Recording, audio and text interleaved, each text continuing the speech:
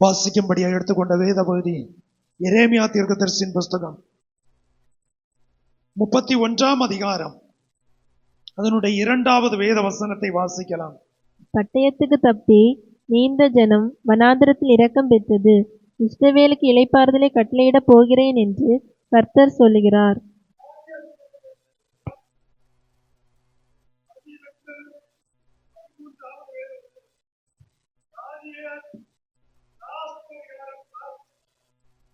நீயோவென்றால் முடிவு வருமட்டும் போயிரு.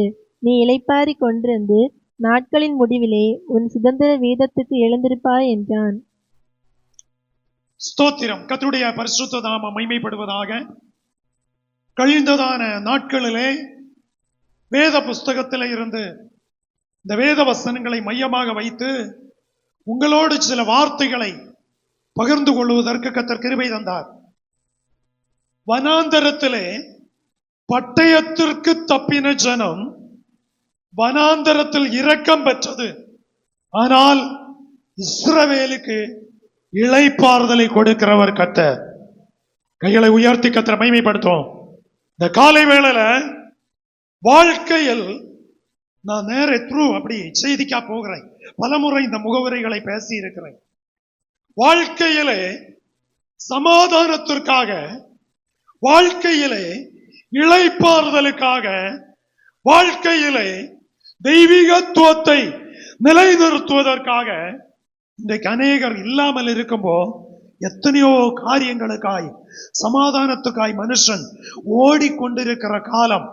சமாதானம் எங்கே போனால் கிடைக்கும், விடுதலை எங்கே போனால் கிடைக்கும், ஒரு தெய்வீக சுகம் எங்கே போனால் கிடைக்கும் என்று சொல்லி ஜனம் அலைந்து கொண்டிருக்கிற அலக்களிக்கப்பட்ட காலத்தில் நீங்களும் நான் இருக்கிறோம். ஆனால் இஸ்ரவேலுக்கு இளைப்பாறுதலை தருகிற கர்த்தர் இன்றைக்கும் ஜீவிக்கிறார். அல்லேலூயா. ஆகையினாலதான் தானியேல் சொல்லி இருக்கிறது. கழிந்த நாட்களிலே நான் அந்த வசனத்தை வாசித்து எல்லாவற்றையும் உங்களுக்கு நான் சொல்ல முடியவில்லை. குறிப்பிட்ட வார்த்தைகளை சொல்லி வார்த்தையை நிறைவு செய்தேன். அதிலே சொல்லுகிறது, வாசிக்கலாம். நீயோவென்றால் முடிவு வருமட்டும் போயிரு. முடிவு வருமட்டும் போயிரு. நீ இளைப்பாரி கொண்டிருந்து நாட்களின் முடிவிலே நீ இளைப்பாரி கொண்டிருக்கணும். நாட்களின் முடிவிலே உன்னுடைய சுதந்திர வீதத்துக்கு எழுந்திருப்பாய். தலைக்கு மேல கைகளை தட்டி இந்த காலை வேளையில ஒரு சுதந்திர வீதம் உங்களுக்கு எனக்கும் கர்த்தர் வைத்திருக்கிறார். சபையே, தெய்வ ஜனமே, உங்களுக்கு எனக்கும் ஒரு சுதந்திர வீதம், சுதந்திர வீதம், சுதந்திர வீதம் கர்த்தர் வைத்திருக்கிறார். எத்தனை பேருக்கு சந்தோஷம் உண்டு? நான் அந்த சுதந்திரத்தை ஒரு நாளைக்கு அனுபவிப்பேன். அல்லேலூயா. நீயோ வென்றால் போய் இளைப்பாரி கொண்டிரு. தானியேலே, உனக்கு நீ உபத்திரவம் இல்லை, உனக்கு நீ கஷ்டம் இல்லை, உனக்கு நீ சோதனை இல்லை. பார்வோனுடைய தேசம், நேபுகாத் நேச்சருடைய தேசம் ஜனத்தை அடிமைப்படுத்த முடியாது. நீயோ வென்றால். இந்த வார்த்தையை கவனித்து பாருங்கள். மரிப்பதற்கு முன் ஒரு சகோதரனுக்கு, மரிப்பதற்கு முன் ஒரு சகோதரிக்கு, மரிப்பதற்கு முன் ஒரு தெய்வ பிள்ளைக்கு கர்த்தர் கொடுக்கிற ஒரு வார்த்தை என்னவென்றால், நீயோ வென்றால் போய் இளைப்பாரி கொண்டிரு. நீ கஷ்டப்பட போக வேண்டாம். உன்னை பிசாசு உன்னை கொண்டு போக மாட்டான். நீயா இருந்தால், நீ கர்த்தரோடு இருந்தால், நீ தெய்வத்தோடு இருந்தால் உன்னை இளைப்பாற செய்கிறவரும் உனக்கு ஒரு சுதந்திர வீதத்தை தருகிற கர்த்தர் இன்றைக்கும் அவர் ஜீவிக்கிறார். அல்லேலூயா. ஒரு சுதந்திரத்தை கர்த்தர் வைத்திருக்கிறார். இந்திய தேசத்திற்காக சுதந்திரத்திற்கு போராடினார்கள். பிரிட்டிஷ் அரசாங்கத்திலிருந்து வெற்றி பெற்றார்கள் என்று சரித்திரம் சொல்லுகிறது. ஆனால் இன்றைக்கு அந்த சுதந்திரம் எப்படி இருக்கிறது? எங்க பார்த்தாலும் அடிமைத்தனம், ஜாதிக்க பேர்ல அடி, குலத்துக்கு பேர்ல அடி, கோத்திரத்துக்கு பேர்ல அடி. எங்க பார்த்தாலும் மேன்மை உள்ளவன், தாழ்ந்தவன், உயர்ந்தவன், ஏற்றத்தாழ்வு. எங்க பார்த்தாலும் சுதந்திரம் இல்ல. ஒரு ஸ்கூல்ல போனா சுதந்திரம் இல்ல, ஒரு நிறுவனத்துல போனா சுதந்திரம் இல்ல. அடிமையை போல அடிமைத்தனத்தின் ஆவி அகில உலகமும் பரவி இருக்கிறது. கர்த்தர் சொல்றாரு, நீயோ வென்றால். ஒரு தனி மனிதனுக்கு ஆவிக்குரிய வாழ்க்கை சேர்ந்து பாடலாம், சேர்ந்து ஜெபிக்கலாம், சேர்ந்து ஆராதிக்கலாம். ஆனால் மரணம் என்று வரும்போது நீ தனிமையாய் அதை எதிர்கொள்ள வேண்டும். கைகளை தூக்கி கர்த்தரை மகிமைப்படுத்துவோம். அல்லேலூயா. ஆகையினாலதான் மரணம் என்பதை தனிமையாய் எதிர்கொள்ள வேண்டாம் என்று சொல்லி உடன்கட்டை ஏறுகிற ஒரு பழக்கம் தேசத்தில் இருந்தது. உடன்கட்டை ஏறுதல். புருஷன் இறந்தால் உடனே அந்த மனுஷனை சுற்றி விறகுகளை அடுக்கி சுள்ளை போட்டு அந்த இறந்து போன மனுஷனை அதற்கு மேல் வைத்து தீயை கொளுத்துவார்கள். கொளுத்தி விட்ட பின்பு ஜீவனோடு இருக்கிற மனைவியை 4 பக்கத்திலும் ஈட்டிகளும் தடிகளும் கம்புகளும் வைத்து குத்தி அந்த தீயிலே தள்ளி உடன்கட்டை ஏறுகிற ஒரு அனுபவம் தேசத்தில் இருந்தது. ராஜாராம் மோகன் ராய் என்கிற மனுஷன் அதை எதிர்த்து போராடி உடன்கட்டை இது சதி திட்டம், இதிலே இருந்து மக்களை விடுவிக்க வேண்டும் என்று சொல்லி போராடினார், ஜெயம் பெற்றார். Price the Lord, price the Lord. Bible சொல்லுகிறதை சொல்லுகிறேன். மரணம் என்று சொல்லும் போது கூட்டமாய் ஆபத்து வரும்போது மரிக்கலாம், தனி மனுஷனாய் மரிக்கலாம். எப்போ யாருக்கு மரணம், எந்த வேளை, எந்த நிமிஷம் என்று சொல்ல முடியாது. ஆனால் உன்னுடைய மரணம், உன்னுடைய வாழ்க்கை கண் மூடும் போது நீ இளைப்பாறுதலுக்குள் பிரவேசிக்க வேண்டும். ஆமென். வாழ்ந்தேன், சம்பாதித்தேன், சுகித்தேன், ஜாலியா இருந்தேன், நல்ல ஒரு பெயர் பட்டம் கிடைத்தது, பூமியில நிற்கும். மரிச்சதும் பெரிய ஒரு வட்ட பூஜ்ஜியத்துல ஒரு பூவை செய்து நெஞ்சாம்பல கொண்டு வைப்பாங்க, தலைக்க மாட்டில் வைப்பாங்க, காலில் வைப்பாங்க, பதவி அதுல போட்டிருப்பாங்க, யாரு வைப்பதன்னு வைப்பாங்க. அதனால் பலன் இல்லை, அதனால் பலன் இல்லை. 100 ஆரம் போட்டதுனால ஒரு மனுஷன் இறந்ததும் 150 ரீத்து வச்சதுனால உனக்கு பலன் இல்லை. நீ இளைப்பாறுதல் பிரவேசித்தால் சுதந்திர வீதத்துக்கு எழுந்திருப்பாய். கைகளை தூக்கி கர்த்தரை மகிமைப்படுத்துங்க. சபை வேஷமாய் போய்கொண்டிருக்கிறது, ஜனம் வேஷமாய் போய்கொண்டிருக்கிறது. வசனத்துக்கு இடம் இல்ல, கர்த்தருக்கு இடம் இல்ல, பரலோக ராஜ்யத்துக்கு இடம் இல்ல. பூமிக்கு எடுத்த காரியத்துக்கு ஜனத்தை திருப்பி திருப்பி ஜனத்தை உபதேசித்து பூமிக்கு உரியதை கொடுத்து இருதயத்தை மந்து பவித்து ஜபிக்க கூடாம ஆராதிக்க கூடாம வசனத்துல ஜனம் உறுதியா வருகையை எதிர்கொள்ள முடியாமல் தடுமாறுகிற ஒரு காலத்தில் இந்த காலம் போய்கொண்டிருக்கிறது என்பதை ஜனம் மறந்து போக வேண்டாம். தானியேலோடு கர்த்தர் சொல்றாரு, தானியேலே கூப்பிடுறாரு பாருங்க. அவனை கூப்பிட்டு சொல்றாரு, இந்த சத்தம் உங்களுடைய என்னுடைய காதுல ஒரு நாளைக்கு துணிக்கணும். எத்தனை பேர் இதை விரும்புகிறீங்க? Price the Lord. தானியேலே, பிரியமான புருஷனே சொல்றார் பாருங்க, பிரியமான புருஷனே, நீ ஜெபிக்க தொடங்கின போது உனக்குரிய பதிலை நான் அனுப்பினேன். நீ ஜெபிக்க தொடங்கின போது உனக்குரிய பதிலை நான் அனுப்பினேன். ஆனால் பேர்சிய ராஜ்யத்தினுடைய அதிபதி வானமண்டல பொல்லாத ஆவிகள் உன்னுடைய ஜெபத்தை தடுத்து நிறுத்தினது, தடுத்தது. 3 வாரம் 21 நாட்கள் ஜெபிப்பதற்கு திட்டமிட்டான், ஜெபிக்க ஆரம்பித்தான். ஜெபம் நடைபெற்றுக் கொண்டிருக்கிறது. தானியேல் பாவம் செய்யவில்லை, தானியேல் தவறு பண்ணவில்லை, தானியேல் தேவனுக்கு விரோதமாய் பேசவில்லை, செய்யவில்லை. ஆனால் அவனுடைய ஜெபம் தடைபட்டது. இந்த காலை வேளை விசுவாசியே, ஜபத்தை ஒருவேளை சாத்தான் தடுக்கலாம், மனுஷன் தடுக்கலாம், கர்த்தர் நமக்கு செய்ய வேண்டியதை செய்து கொண்டே இருப்பார். ஜபம் தடைப்பட்டது, ஆனால் அவனை கர்த்தர் பாதுகாக்காமல் இருந்தாரா? அவனை கர்த்தர் பராமரிக்காமல் இருந்தாரா? அவனுக்கு கர்த்தர் இரக்கம் செய்யாமல் இருந்தாரா? ஒரு இடத்துல அவன் முறுமுறுத்த ஒரு அனுபவத்தை உங்களுக்கு சொல்ல முடியுமா? ஒரு அனுபவத்தை என்னால் அவன் சொல்றான், ஆண்டவரே, நாங்கள் பாவம் செய்தோம், எங்க முற்பிதாக்கள் பாவம் செய்தார்கள். எருசலேமுக்கு நேராய் வாசலை திறந்து வைத்து தெய்வத்தை நோக்கி ஜெபிக்க ஆரம்பித்தான். அல்லும் பகலும், காலையில ஜெபிக்கிறான், மத்தியானம் ஜெபிக்கிறான், சாயங்காலம் ஜெபிக்கிறான்.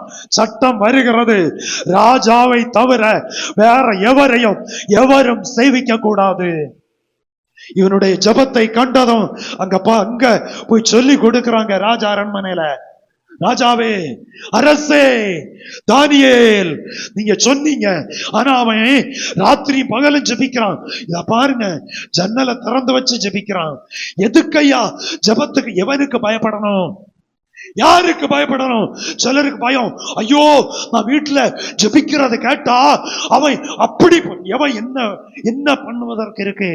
உன் ஜெபம் தேவனோடு உன்னுடைய கனெக்ஷன் கரெக்டா இருந்தன்னா எந்த வல்லமையும் ஜெயிக்க முடியாது, எந்த வல்லமையும் ஜெயிக்க முடியாது. இவங்க மறுநாளைக்கு ராஜா கூப்பிடுறாரு, நீ ஜெபம் பண்ணியா?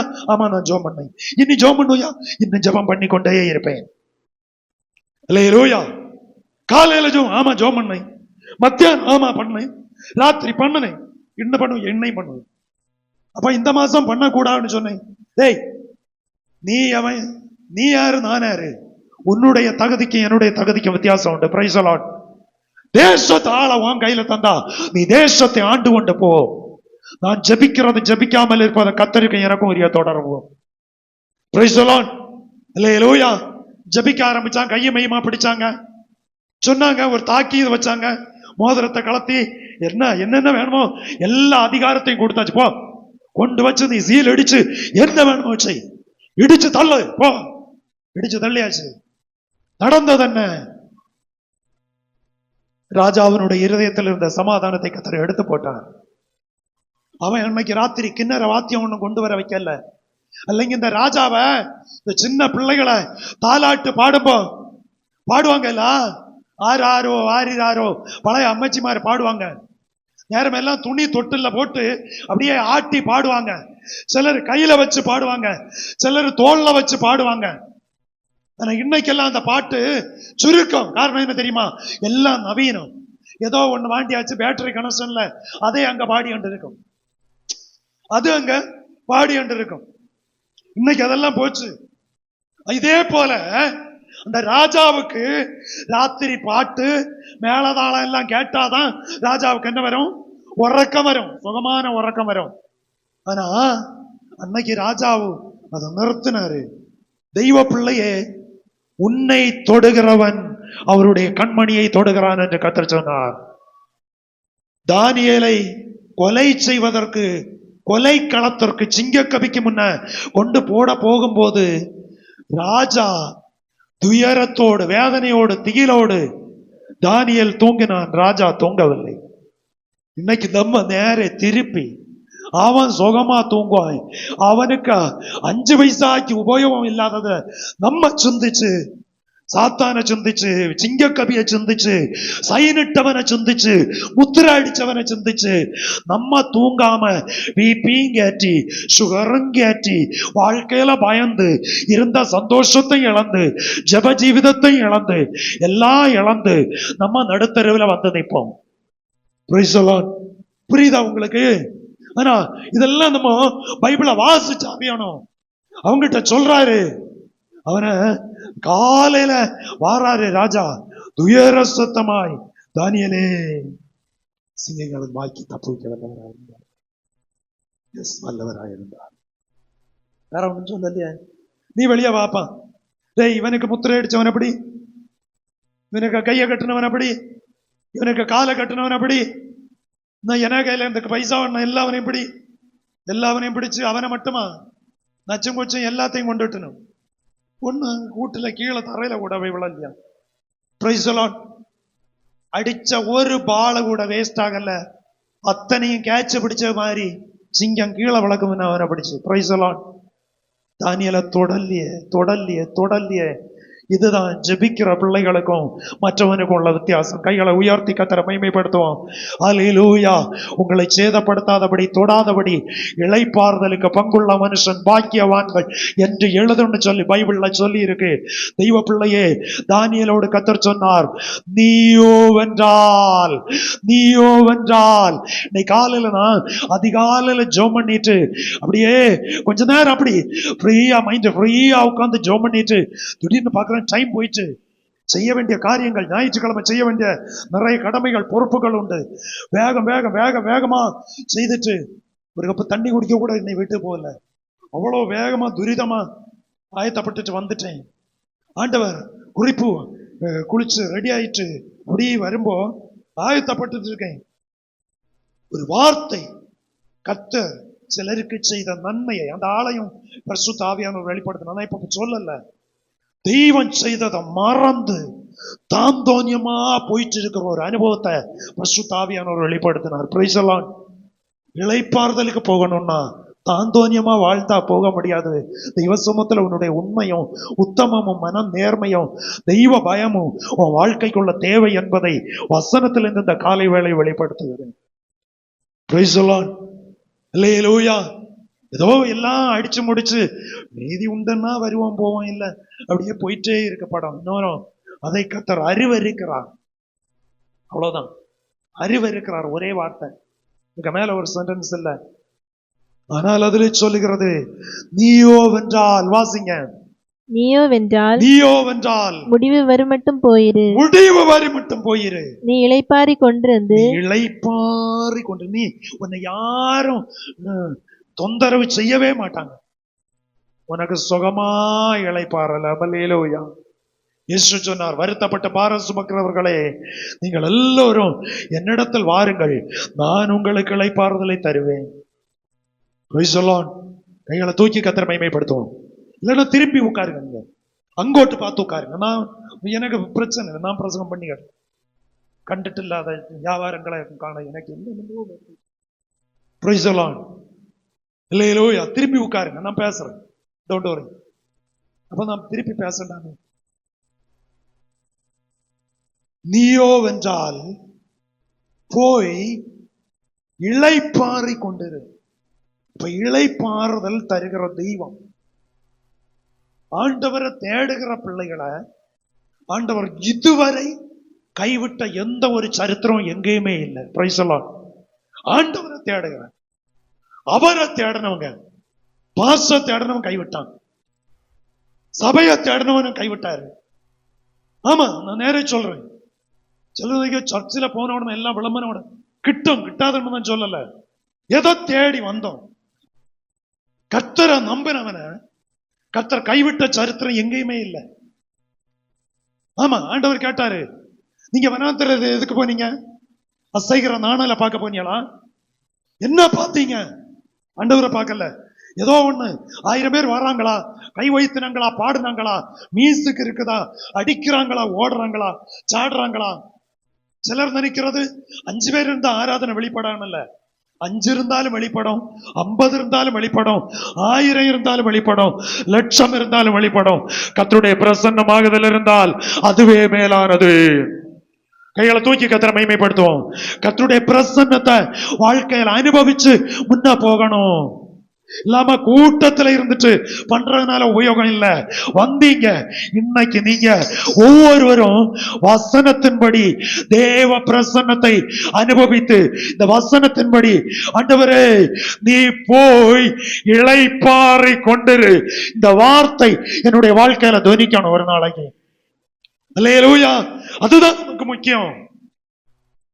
அல்லாம நம்ம காலையில இவ்வளவு ராத்திரி பகலா உட்கார்ந்து ஜபம் பண்ணி பைபிளை வாசிச்சு தியானம் பண்ணி உங்க மத்தியில வசனத்துல இருந்து எடுத்து பேசும்போ இதுக்கு நீங்களும் நானும் பங்காளியாய் மாறினாதான் பலன் மட்டுமல்ல பிரதிபலன் இறங்கி வரும். அல்லேலூயா. பலன் பூமியோட நின்று போகும். நம்ம அனுபவிச்ச மீதி நம்ம பிள்ளைகள் அனுபவிப்பாங்க. பலன் பிரதிபலன் அப்படி அல்ல, தலைமுறை தலைமுறையாய் நமக்கு கர்த்தர் வைத்திருக்கிற ஒரு நித்திய பங்கு. அல்லேலூயா. அதுல சொல்லுது, வாசிங்க அந்த வசனம். நீயோவென்றால் முடிவு வருமட்டும் போயிரு, முடிவு வருமட்டும் போயிரு, போயிரு. நீ இளைப்பாரி கொண்டிருந்து சுகமாயிரு. இன்னைக்கு உள்ள வசனத்துல வாசிச்சீங்க எல்லாம், சமாதானத்தோடு கர்த்தர் தங்க பண்ணுகிறவர். ஆமென். எந்த கலக்கத்தின் ஆவியும் தொடுவதற்கு கர்த்தர் அனுமதிக்க மாட்டார். எந்த கலக்கத்தின் ஆவியும் கலங்கி கொண்டிருக்கிறதா? ஏசாயாவிலே சொல்லுகிறது, கலங்காதே, திகையாதே, நான் உன் தேவன். பாத்தீங்களா? நான் உன் தேவன், நான் உன்னை பலப்படுத்துவேன், உனக்கு சகாயம் பண்ணுவேன், என் நீதியின் மருது கருத்தினால் உன்னை தாங்குவேன். அல்லேலூயா. இந்த காலை வேளையில தாங்குகிற தெய்வம், உதவி செய்கிற தெய்வம். அதுல நீ போய் இளைப்பாரி கொண்டிரு, முடிவிலே உன்னுடைய சுதந்திர வீதத்திற்கு. ஆமென். அல்லேலூயா. ஒரு கல்லறை தோட்டத்துல ஒரு மனுஷன், மரித்த மனுஷனுடைய அந்த சரீரத்தை அடக்கம் செய்யும் போது அன்று முதல் இன்று வரை ஊழியர்கள் உபயோகப்படுத்துகிற ஒரு பதம் உண்டு. சிலர் இந்த வசனத்தை சொல்லிதான் அந்த என்ன சொல்லுவாங்க, சாம்பலோ இது மண்ணு அல்லனா பூவை போட்டுருவாங்க. ஆனா சிலர் சொல்லுவாங்க, இது ஒரு நாளைக்கு நிறைய மேனி உள்ளதா எழுந்திருக்கும். Price the lord. அல்லேலூயா. இதற்குள்ள ஒரு மேனி இருக்கிறது, ஆத்துமா. ஆத்துமாவை அழிய விட்டுறாதீங்க. ஆத்துமா அழிஞ்சு போச்சுன்னா வாழ்க்கையில ஒண்ணுமே இல்லை. சரீரம் அழிவுக்குரியது, ஆவி தன்னை தந்த தேவனிடத்திற்கு போகும். ஆத்மாவுக்கு முடிவில்லை.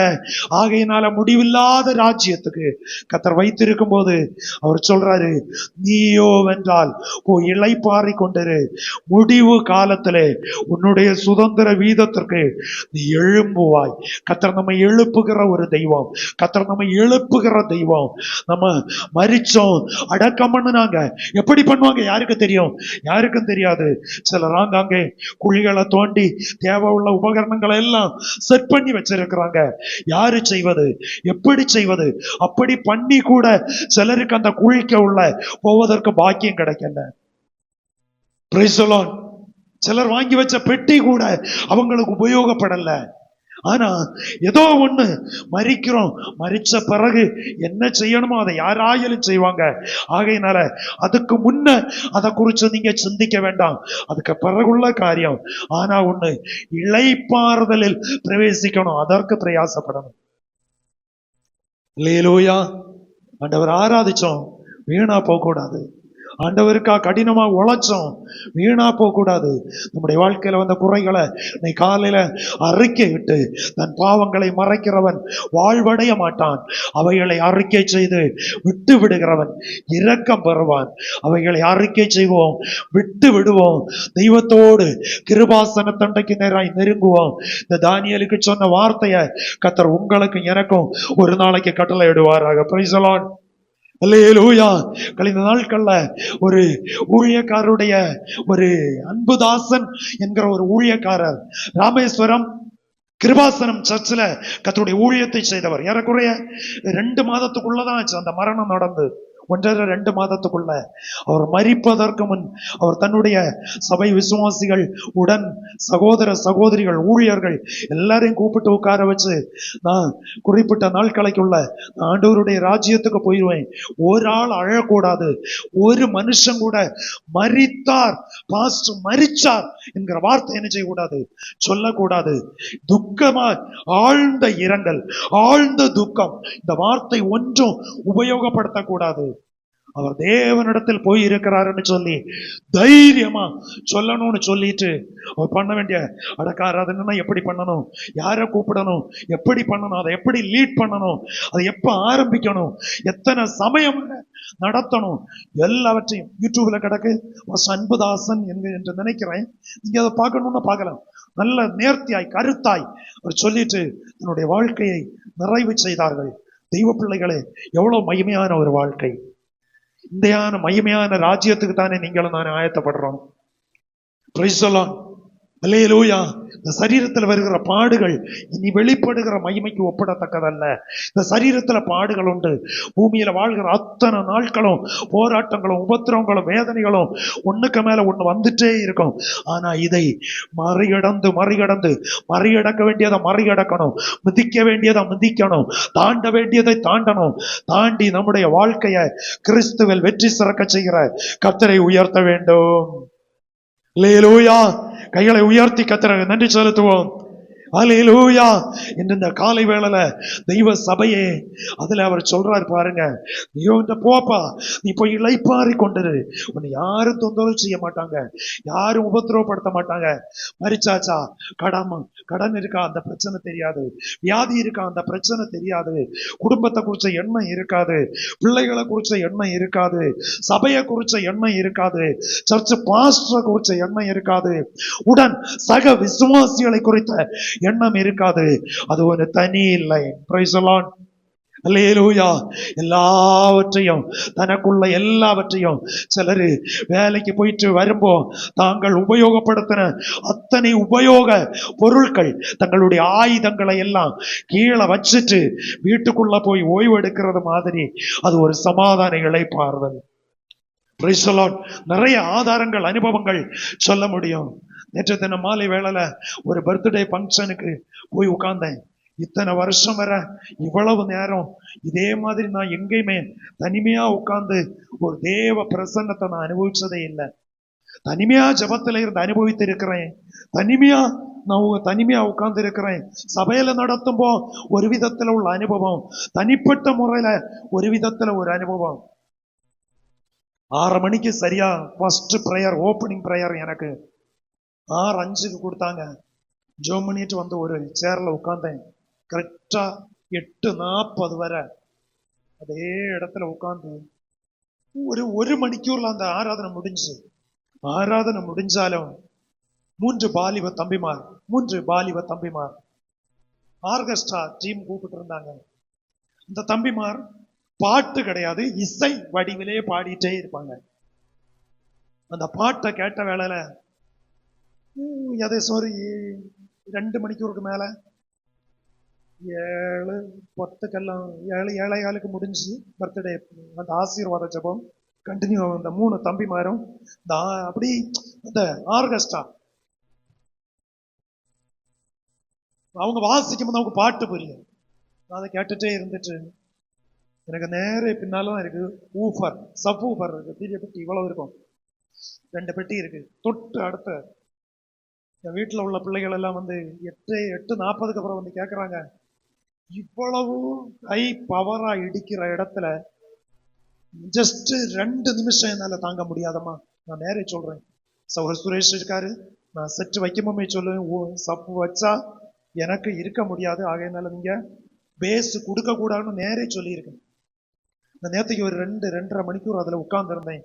நான் அந்த பூமியில தான், அந்த சேர்ல தான் இருந்தேனா, எங்க இருந்தேன்னு கூட எனக்கு ஒரு அந்த அளவுக்கு அந்த தேவ பிரசன்னத்தை அவங்க இசையில பாடினா நான் சொன்ன என்னுடைய கற்பனை என்ன தெரியுமா, நான் என்னைக்கு இது ஒரு டூப்ளிகேட் மியூசிக் இங்க வாசிக்கிறாங்க, பரலோகத்துல இந்த சத்தமும் இந்த ஆராதனை உள்ள இடத்துல இது எவ்வளவு மகிமையா இருக்கும், எவ்வளவு சந்தோஷமா இருக்கும், எவ்வளவு ஒரு இளைப்பாறுதலா இருக்கும், எவ்வளவு ஒரு மேன்மையா இருக்கும். அதையே நான் சிந்திச்சு வர்ணிச்சு இந்த இசைக்கு இப்படி இருந்தா, அங்க உள்ள அந்த இசையும் பாடலும் ஸ்தோத்திரமும் துதியும் இருந்தா டைம் போகணும் தெரியல. எனக்கு வேற ஒன்னும் என் சிந்தையில ஓடவே இல்லை.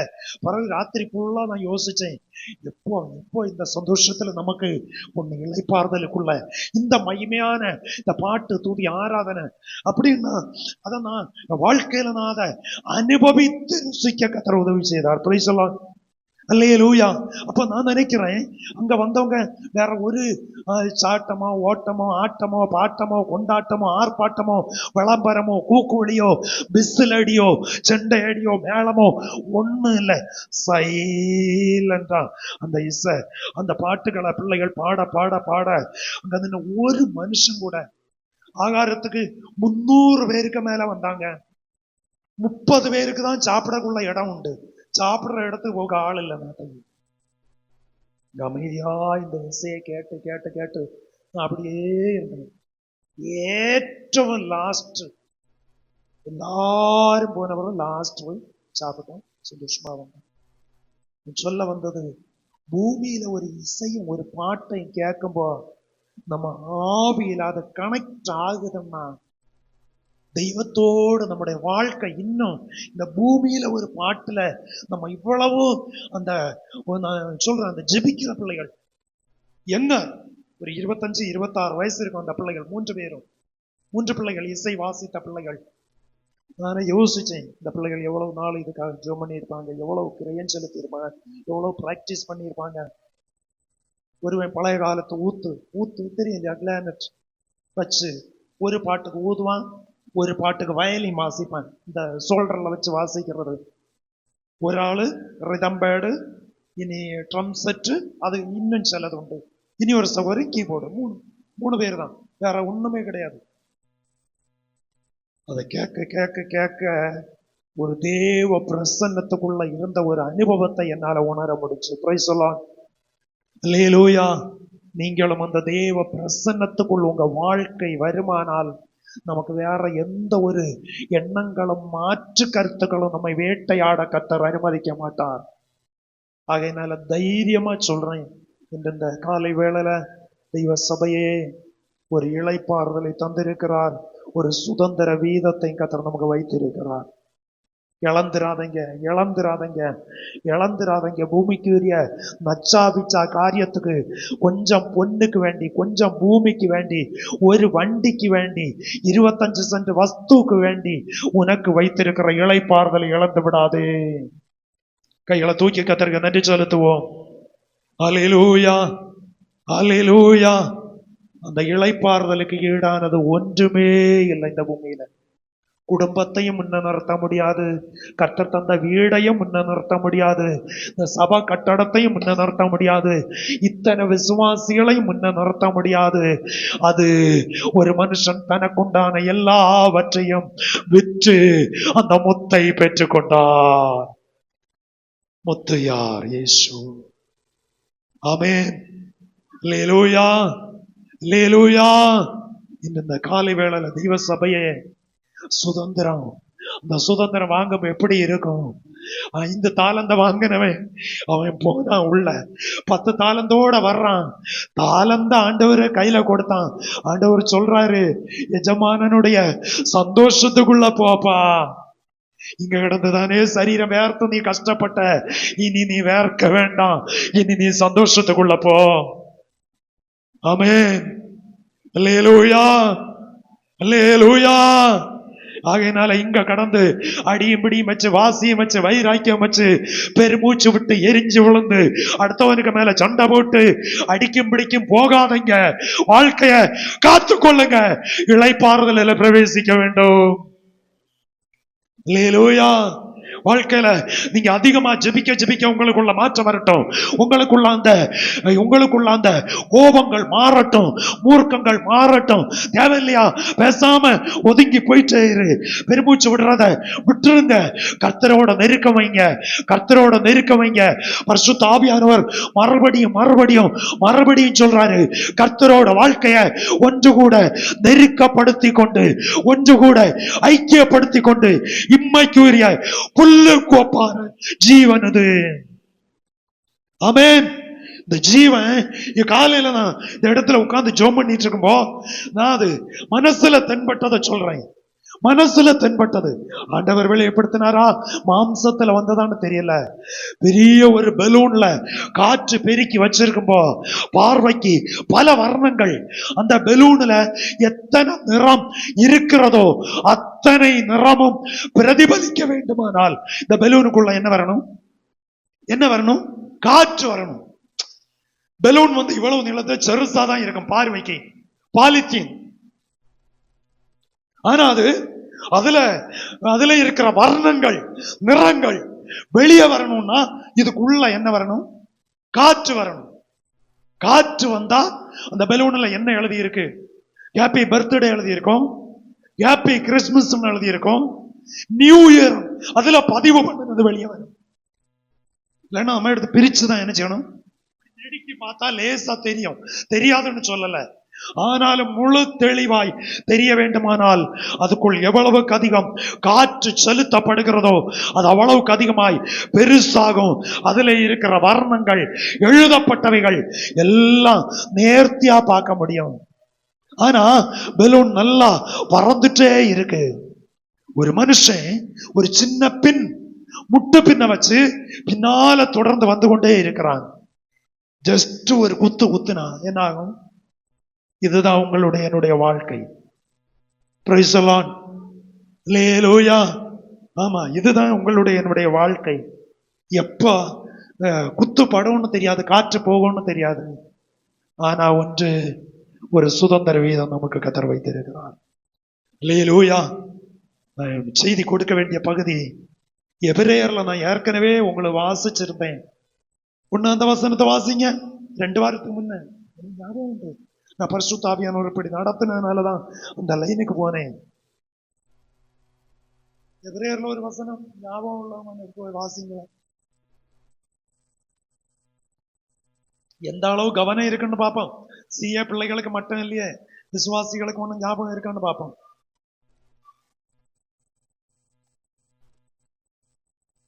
எபிரேயர் 4:11.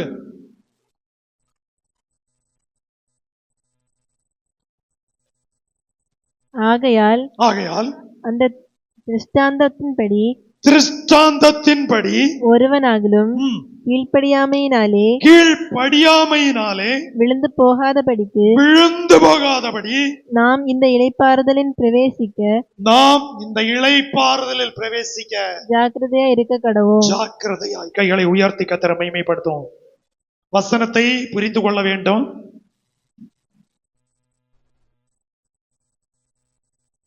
ஆகையால் அந்த திருஷ்டாந்தத்தின்படி ஒருவனாயிலும் கீழ்ப்படியாமையினாலே, அந்த வார்த்தை ஒன்று இருதயத்துக்குள் பதியட்டும். கீழ்ப்படியாமையினாலே வாசிங்க. வாசிக்கிறவங்க விழிப்புணர்வோட இருக்கணும். நிறுத்துற இடத்துல இருந்து தொடங்கணும். ஒருவனாகிலும் கீழ்ப்படியாமையினாலே விழுந்து போகாதபடி நாம் இந்த இளைப்பாறுதலில் பிரவேசிக்க ஜாக்கிரதையா இருக்க கடவோம். கீழ்ப்படியாம போன அனுபவத்தை தான் காலையில ஒரு ஆளை குறிச்சு பரிசுத்த ஆவியானவர் வெளிப்படுத்தினார். ஆள ஒண்ணு சொல்லல. கீழ்ப்படியாம இருக்கிறீங்கன்னா விழுந்தீர்கள் என்பதற்கு சந்தேகமே இல்லை. Praise the Lord. கையில தூக்கி கர்த்தரை மகிமைப்படுத்துவோம். அடுத்த வாரத்துல தான் இந்த செய்தியை நான் அதை கண்டினியூ பண்ணுவேன். இன்னைக்கு நான் இந்த அதிகாரத்திலிருந்து 1-2 வசனங்கள் 2ஆம் அதிகாரத்திலிருந்து ஒரு பகுதியை உங்களோடு பகிர்ந்து கொண்டு வார்த்தையை சுருக்க விரும்புகிறேன். காலையில உட்கார்ந்து இந்த பகுதியை நான் ஏற்கனவே பலமுறை வாசித்த பகுதி, செய்திக்காக மறுபடியும் திரும்ப வாசிச்சேன். வாசிக்கும் போது தூக்கி எடுத்துடணும், விட்டுறக்கூடாது, இஷ்டத்தை விட வேண்டாம். ஓகே, 2ஆம் அதிகாரம் 9ஆம் வசனம் வாசிக்கலாம். என்றாலும் தேவனுடைய கிருபையினால் ஒவ்வொருவருக்காகவும் நல்லா எல்லாரும் எடுத்து பாருங்க. 299ஆம் பக்கம். பிள்ளைகள் பைபிள் எடுத்தீங்களா? 299ஆம் பக்கம் 2:9. எபிரேயர் 2ஆம் அதிகாரம் 9ஆம் வசனம் வாசிங்க. என்றாலும் தேவனுடைய கிருபையினால் ஒவ்வொருவருக்காகவும் மரணத்தை ருசி பார்க்கும்படி, கவனிங்க, நமக்கு சுதந்திர வீதத்தை தரும்படிக்கு ஆண்டவர் நமக்கு செய்திருக்கிற சில கிரியைகள் உண்டு. என்றாலும் தேவனுடைய கிருபையினால் ஒவ்வொருவருக்காகவும் மரணத்தை ருசி பார்க்கும்படிக்கு தேவதூதரிலும் சற்று சிறியவராக்கப்பட்டிருந்த இயேசு மரணத்தை உத்தரித்தது நிமித்தம் மகிமையினாலும் கனத்தினாலும் முடிசூட்டப்பட்டதை காண்கிறோம். இயேசு கிறிஸ்து மரணத்தை ஒவ்வொருவருக்காக உத்தரித்திருக்கிறார். நல்லா கவனிக்கணும், கவனிங்க. அதுல சொல்லுது, என்றாலும் அந்த அதிகாரம் முழுமையாய் நீங்கள் வாசிச்சாதான் எபிரேயர் 1 முதலே அந்த அதிகாரம், எபிரேயர் நிருபத்தை வாசிச்சாதான் இதனுடைய சாராம்சத்தை புரிந்து கொள்ள முடியும். ஆனா சொல்றாரு, என்றாலும் தேவனுடைய கிருபையினாலும் ஒவ்வொருவருக்காகவும் இயேசு மரணத்தை என்ன செய்திருக்கிறார்? உத்தரித்திருக்கிறார். சர்வலோகத்தின் பாவத்தை சுமந்து தீர்க்கிற தேவாட்டு குட்டி என்று யோவான் ஸ்நாபகன் சொன்னான். கைகளை தூக்கி கர்த்தரை மகிமைப்படுத்துவோம். இதோ உலகத்தின் பாவத்தை, உலகத்தின் பாவம் வேற, மனுஷனின் பாவம் வேற. உலகத்தின் பாவம் எல்லா ஜனங்களுக்குள்ளது. மனுஷனின் பாவம் உங்களுக்குரிய எனக்குரிய பாவம். அல்லேலூயா. வசனங்கள் எல்லாம் வசனம் வச்சு வியாக்கியானம் பண்ண ஆரம்பிச்சா நிறைய பேச முடியும். ஆனா அதுல சொல்லி இருக்கிறது, ஒவ்வொருவருக்காகவும் மரணத்தை ருசி பார்க்கும்படிக்கு. அப்போ பவுல் சொல்றான், கவனிங்க, வசனத்தை கவனிங்க.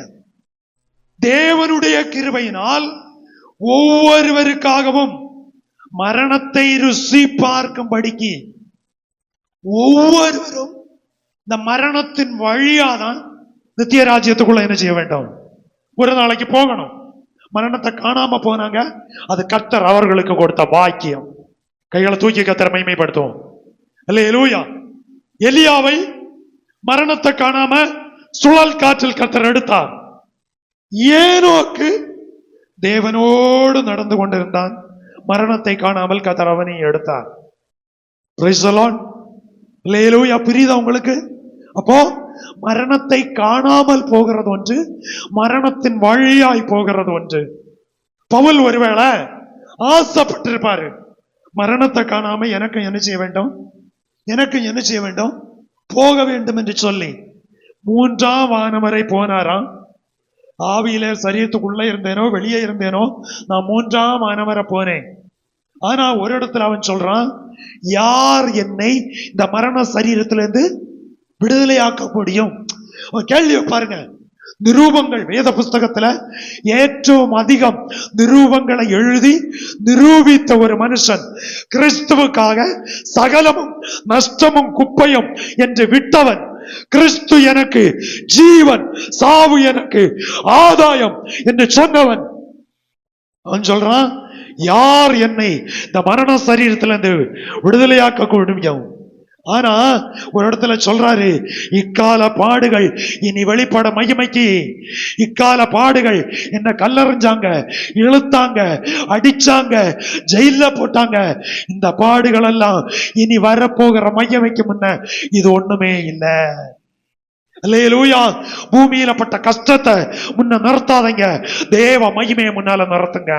தேவ மகிமைய வாழ்க்கைக்கு முன்ன கொண்டு வாருங்க. பூமியில இருக்கிற நெருக்கத்தை வச்சு கிறிஸ்துவ விட்டு பின்மாறாதீங்க. பூமியில இருக்கிற இந்த சரீரத்தில் இருக்கிற பலவீனத்தை வச்சு உங்க வாழ்க்கைய எடை போடாதீங்க. Praise the lord. அல்லேலூயா. சில ஊழியர்கள் மேடையில நின்று இயேசுவின் நாமத்தில் சொல்றாங்க, ஆயிரக்கணக்கான மக்களுக்கு வியாதி சுகமாகிறது. அவரு கூட போய் நீங்க உட்கார்ந்து பேட்டி எடுத்து பாருங்க.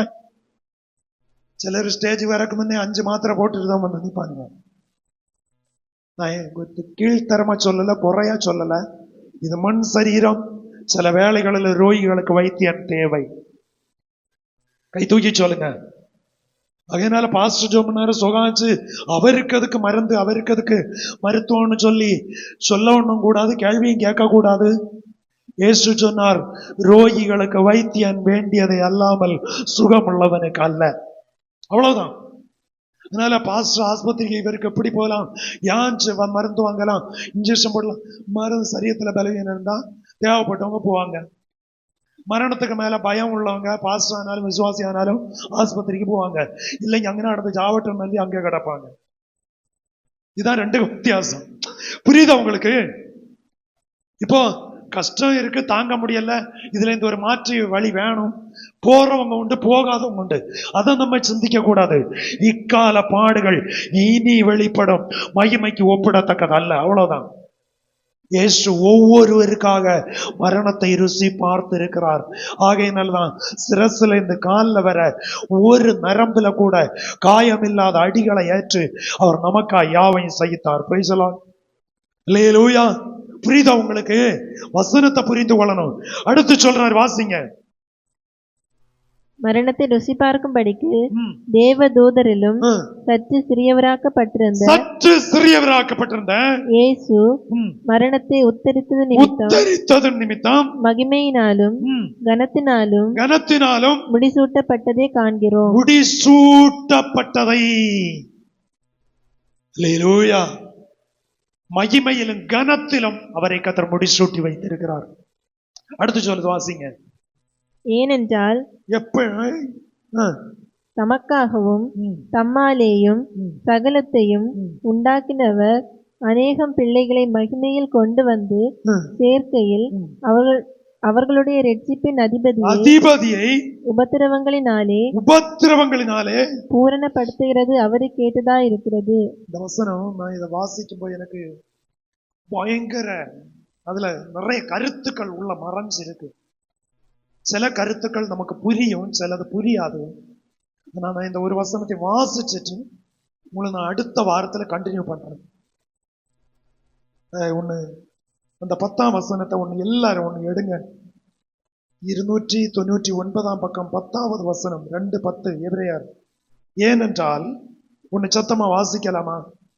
தமக்காகவும் தம்மாலேயும் சகலத்தையும் உண்டாக்கினவர் அநேகம் பிள்ளைகளை மகிமையில் கொண்டு வந்து சேர்க்கையில் அவர்களுடைய இரட்சிப்பின் அதிபதியை உபத்திரவங்களினாலே பூரணப்படுத்துகிறது அவருக்கு ஏற்றதா இருந்தது. அநேக ஆத்துமாக்களை இரட்சிப்பில நடத்தின இரட்சிப்பின் அதிபதி அவர் கூட உபத்திரவத்தின் வழியா தான் பூரணப்பட்டிருக்கிறார். அல்லேலூயா. புரியுதா உங்களுக்கு? பூமியிலே உங்களுக்கு உபத்திரவங்கள் உண்டு. ரட்சித்த ஆத்துமாக்களின் அதிபதியே உபத்திரவத்தின் வழியா தான் தன் வாழ்க்கையை பூரணப்படுத்தி இருக்காரு. இயேசு சொன்னார், பச்சை மரத்திற்கு இந்த பாடு ஆனால் நீங்கள் தானே பட்ட மரம், காஞ்ச மரம். பிரைஸ் அல்லேலூயா. அவருக்கு ஒரு எந்த ஒரு இதுலையும் நம்மளை கொண்டு பக்கத்துல நிறுத்த முடியாது. ஆனா இயேசு ஒரு வார்த்தை என்ன சொன்னார் தெரியுமா? என்ன நம்புகிறவன் என்னை விட பெரிய காரியங்களை செய்வான். கைகளை தூக்கி கர்த்தரை மகிமைப்படுத்துவோம். அல்லேலூயா. என்னை விசுவாசிக்கிறவன் என்னிலும் பலத்த செய்களை செய்ய. அப்படின்னா ஆண்டவரை நம்பி நம்ம இருக்கும்போது என்ன உபத்திரம் வந்தாலும் அவர் செய்ததோட கூடுதல் செய்யக்கும். அந்த என்ன பிரச்சனை வந்தாலும் நிலநிக்கக்குள்ள கிருபை அவர் நமக்கு தருவார். அல்லேலூயா. ஆத்ம ரட்சிப்பை கொடுக்கிற அதிபதிக்கே இந்த பிரச்சனை ஆனா உங்களை என்னையும் சாத்தான் உபத்திரவம் தராம விட்டு வைப்பானா? ஆகையினால இந்த பகல் வேளையில உபத்திரவத்தை கண்டு வாழ்க்கையை எடை போடாதீங்க. அங்கே இருக்கிற இளைப்பாறுதலை கண்டு கர்த்தருக்குள்ள சந்தோஷமா வாழுங்க. அப்படியே எழுந்து நிற்கலாம். ஆண்டவருடைய கைகளில் செய்தி ஒரு பெரிய ஒரு தாக்கம் இந்த பகல் வேளையில ஒரு இளைப்பாறுதலுக்குள்ள பிரவேசிக்கணும். அதுதான் லட்சியம். தம்பி, உன் வாழ்க்கை நிரந்தரம் இல்லை. பரிசுத்த ஆவியானவர் பேசுறாரு, தங்கச்சி உன் வாழ்க்கை நிரந்தரம் இல்லை. வாலிப பிள்ளைகளே, என்னுடைய வாழ்க்கை நிரந்தரம் இல்லை. சபை மக்களே, நம்முடைய வாழ்க்கை நிரந்தரம் இல்லை. ஆனா ஒரு இளைப்பாறுதல் எல்லாம் நீ போகணும். நீ இன்னைக்கு அனுபவிக்கிற ஆடம்பரங்கள் உன்னை கை கொடுக்காது.